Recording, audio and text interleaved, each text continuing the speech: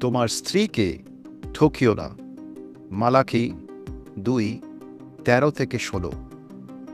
তোমরা কাঁদতে পারো এবং প্রভুর বেদী চোখের জলে ঢেকে দিতে পারো, কিন্তু প্রভু তোমাদের উপহার গ্রহণ করবেন না, এবং তোমরা যা কিছু আনো তাতে তিনি খুশি হবেন না। আর তোমরা বলে থাকো, এর কারণ কি? কারণ তোমরা তোমাদের স্ত্রীর বিরুদ্ধে যে সব মন্দ কাজ করেছ তা প্রভু দেখেছেন। সেই স্ত্রী যদিও তোমার বিশ্বস্ত সঙ্গী ছিল এবং তোমার নিয়মের স্ত্রী ছিল, তবু তুমি তার সঙ্গে প্রতারণা করেছ।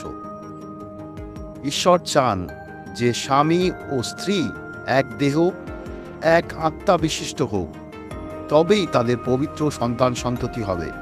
সুতরাং সেই আত্মিক একাত্মতা রক্ষা করো।